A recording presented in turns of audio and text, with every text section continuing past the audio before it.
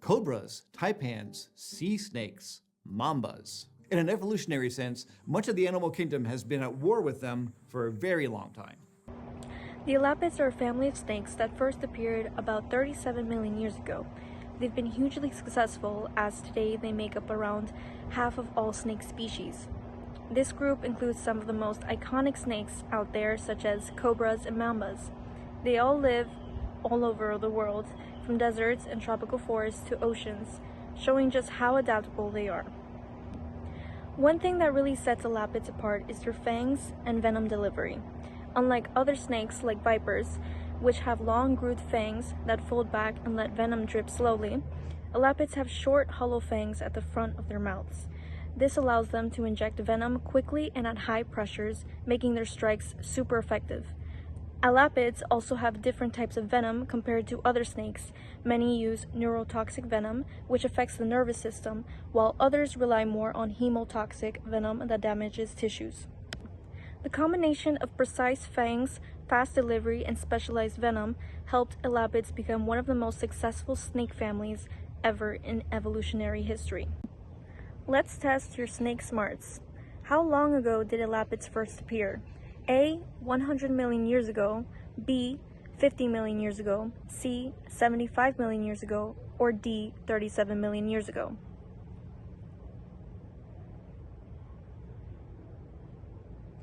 The answer is D. 37 million years ago.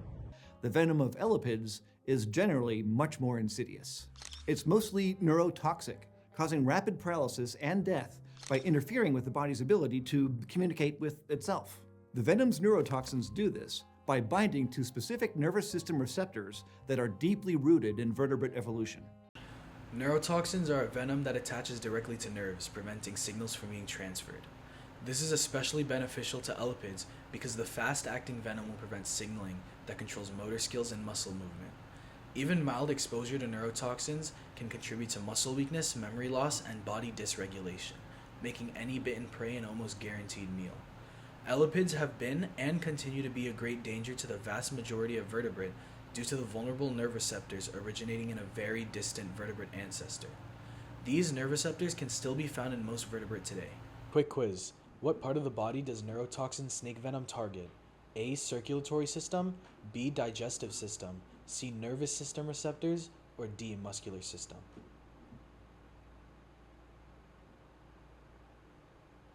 It's C. Nervous system receptors. Armed with this especially deadly combination of traits, the rise of elapids triggered the unfolding of an evolutionary arms race. One that occurred in parallel around the world, as different vertebrate groups that were unlucky enough to run into elapids suddenly had to find a way to cope. And in 2023, researchers found perhaps the strongest signal of this ancient struggle in one especially hard-hit group, caecilians.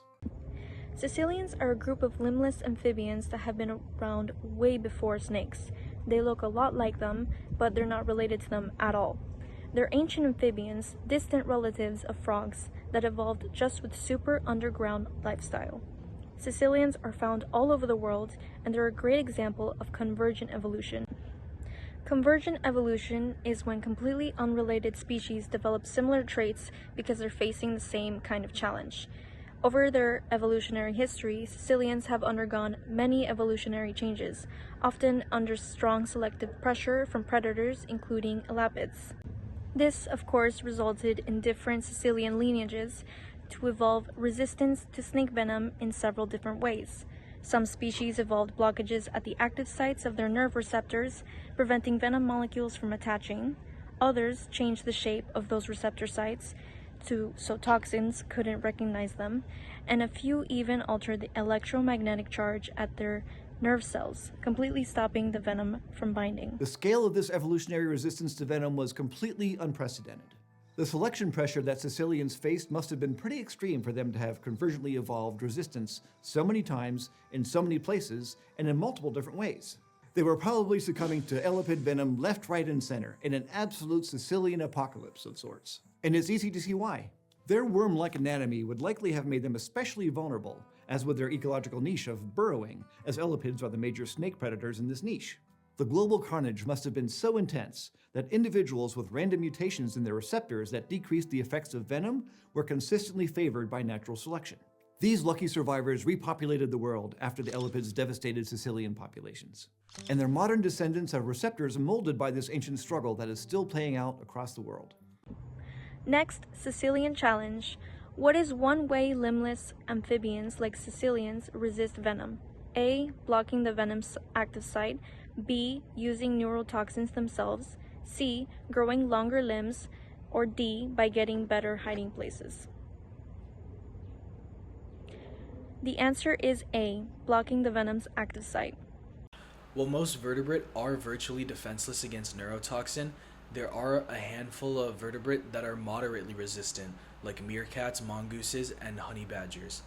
There is also a recent study that shows that there's a semi-resistant gene in the last common ancestor of chimps, gorillas, and humans, which means that these three present species share some semi-resistant gene against the neurotoxin. There's speculation that our genetic ancestors were the most vulnerable to elapids, therefore we were forced to evolve in a way that gives us semi-resistance. And in another recent paper, researchers stumbled upon something pretty unexpected. It turns out that we too have some anti-elapid tricks up our evolutionary sleeves. By studying the same nervous system receptors in various primates and testing their susceptibility to neurotoxic venoms, scientists were able to identify some resistance adaptations. And they found that resistance to elapid venom was strongest in the last common ancestor of chimpanzees, gorillas, and humans, giving these species a greater ability to resist neurotoxic venom than any other primate group. This suggests that, of all the primate lineages they looked at, it was ours that had been most vulnerable to elapids. Probably cobras specifically, which are abundant in the same areas that we evolved in, are active in the daytime like our ancestors were, and readily bite bigger animals when threatened. So it's easy to imagine how this evolutionary battle may have played out. As our ancestors began spending less time in the trees and more time on the ground, they would have come into contact with neurotoxic snakes like cobras much more often. And this selection pressure favored individuals with receptors that helped them survive these encounters, and later gifted us with at least partial resistance. Predator and prey. Rank these animals based on their ability to protect themselves against elapids. Based on these crude drawings, imagine that the neurotoxin particles are triangles, and the receptors for honey badgers, humans, and rats were these white boxes with grooves in them. Which ones do you think would be most likely to accept these neurotoxin particles, which would make them the worst at protecting themselves? And which ones do you think would do the best at deflecting these neurotoxin particles, which would make them the best at protecting themselves?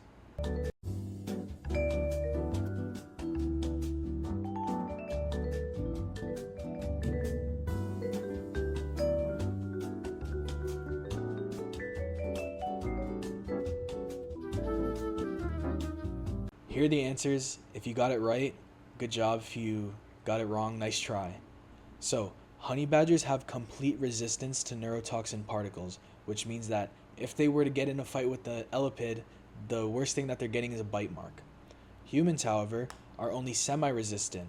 So, if you get into a fight with a elapid, you might have confusion, memory loss, muscle weakness, tremors, seizures, sensory change, and in severe cases, paralysis and coma, which is a little bit better than this rat because he has no resistance, so he's dead. Great job, everybody. And weirdly enough, our arms race with cobras may also have driven them in a new evolutionary direction too.